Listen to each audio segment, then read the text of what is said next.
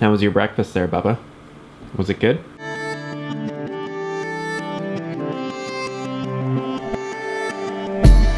You probably want some more, don't you? The problem is, Bubba, if you had more, and you had a little bit more every single day, you'd probably get to be a little chubby puggle.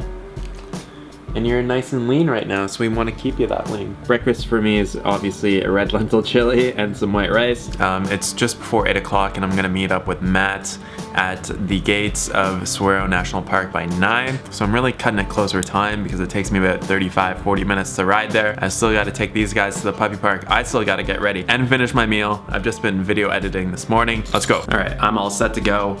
Did you guys have fun at the puppy park? Yeah, you guys had fun. I will see you guys later.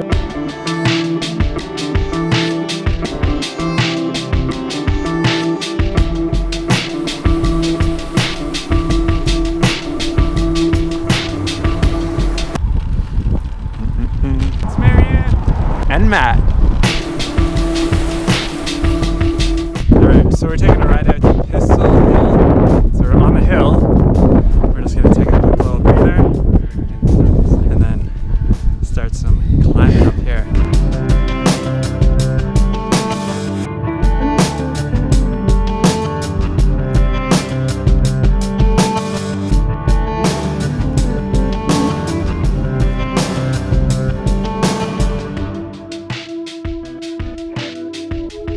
Alright, so I just dropped off Matt and Marianne inside Saguaro there because I've got a national pass, so they get in there for free. And I'm just gonna head on home, and I think I'm gonna jump in the pool today because I have been riding for the last 2 hours and 15 minutes, and I think I deserve a little jump in the pool.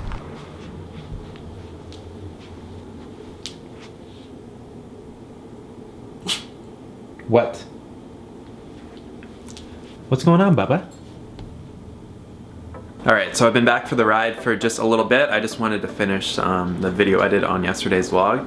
So I'm making some dog food. Hannah actually just posted a video on her channel about making vegan dog food, so if you want to check that out, I'll leave it in the description box below. She kind of made that video for everybody else, but I think mainly she made the video for me, so when she went to Portland, I would know how to make the dog food for these guys. So I've got it going on in the Instant Pot here. So there's like 2 cups of rice, 2 cups of green lentils, a couple of sweet potatoes, and then just filled it up with some water, turn it on 30 minutes. And then there's a whole other host of ingredients that go in it as well. I honestly think that these guys eat healthier than me. I'm gonna throw in some romaine hearts, some carrots, some of this hemp oil, which I use this stuff on my face, but apparently it's good for the dogs. A little bit of this green mush stuff, some nutritional yeast, some flaxseed, some taurine. So all kinds of nutrition for these guys. But when we used to feed them kibble, one thing that I noticed is that they weren't, well, Bubba in particular, he wasn't really jacked about the kibble, but once we started feeding them like the wet dog food that we make at home, he is just like, they are so jacked for the food. Dewey's always been really jacked for food, but he's just like so jacked. I'm gonna have to film what happens about an hour before they actually eat because and Bubba just has like a panic attack because he gets so excited for the food. So we try to use the F word quite sparingly in the house because if you say food in front of them, then they're like, oh, it's that time. But it's usually not that time. You guys. So I'm gonna quickly jump in the pool. I'm already like cooled down. I don't really need to do it to cool down. I just kind of want to go jump in the pool.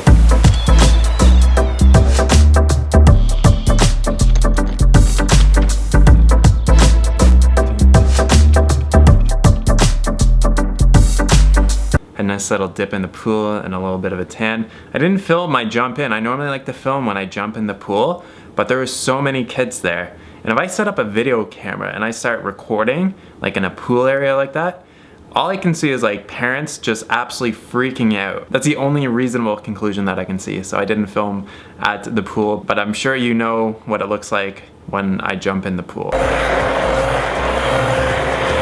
So I got the lentils, the rice, and the sweet potato all mixed up. Then I'm gonna take this, pour it all in there, and then mix in all these other random ingredients here as well. All right, their food is done, so it's quite warm right now. So what I'm gonna do is just take some out, put it into their food dishes, and this is what they've been doing for like the last like 15 minutes. What do you guys want? What do you guys want? You want something? Bubba's been sitting there staring at me for like the last 5 minutes, just sitting here like this. It's only 3:44, and you normally get fed at 5.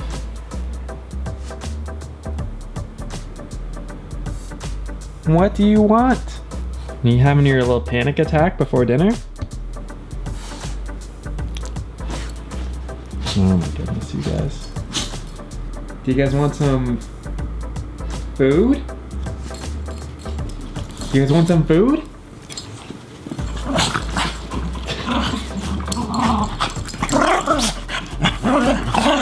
You guys want some food? Okay, let me get you some food. All right, guys.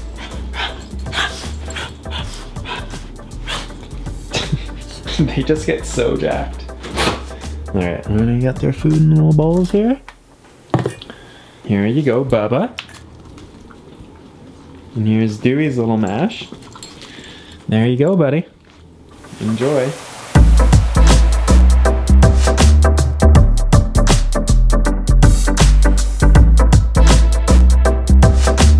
Apparently people have been mentioning that the microphone is kind of making it look like I have something going into my mouth, so I'm just gonna hold it off to the side. So back in February, there was the E. coli outbreak that hit Chipotle.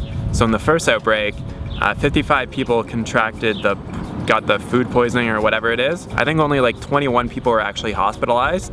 Nobody died though. And what I find really interesting about that is that's like a story that like absolutely like shocked the news world. It was probably on every single news channel. Nobody died, some people got sick, yeah, but it's like stuff like that that really obviously affects a business like that. And the crazy thing is like a news story like that is totally sensationalized, and the media does a great job of doing it because it's an interesting story.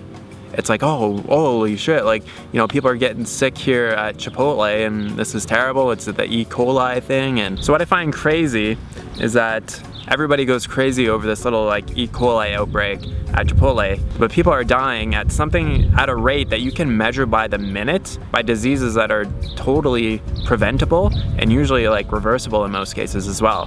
Heart disease is definitely one of those big ones. It's the #1 killer here in the United States. It's something that Dr. Esselstyn says that it shouldn't even exist. So it's not like, oh, some people are gonna get it, some people aren't gonna get it. Maybe it's like an old age kind of thing. It's like, no, like people should not be dying of heart disease. But yet it kills, I believe it's 600,000 Americans every single year. News like that is not something that is, you know, you don't really hear about that because it's something that it's not as sexy as like an E. coli outbreak. It's like, holy shit, it's an E. coli outbreak. Like people will be clicking on news websites, they'll be buying newspapers, and they'll be glued to the news on the TV over this like E. coli thing because it's like so crazy. But a lot of like, I would say more important news is not necessarily reported because it's not nearly as dramatic. And people love drama. And news media outlets are in the business of getting people to click on things. They're not in the business of making sure that they report the most important things in the world, but the things that are gonna get people to click, to read, and to watch. So the reason why I'm talking about this is because Chipotle has been sending out a lot of coupons for like free burritos or burrito bowls or whatever you want. So like we literally got some of these coupons here where it's like you can go in to a Chipotle and just get free anything, like a burrito bowl, salad, or order of tacos. So this isn't like a 2-for-1 coupon. This is legitimately like you just go in there, you give this to them, and then they'll just give you free food. So that's how much their business has been affected by this E. coli thing, is that they want people to obviously start going back into the restaurants. So they literally have to send people free coupons to go eat their food with an outbreak that, to my knowledge, hasn't killed anybody, and people were hospitalized, but nobody even died. Go figure that one out, eh? Crazy. Anyways, I'm gonna call this, holy shit. Get him, Dewey. Oh dear, oh dear. Dewie was doing the humping. Anyways, all right, I'm gonna call this the end of today's vlog. I will catch you guys on the next one. These guys are ridiculous. Talk to you soon. Peace.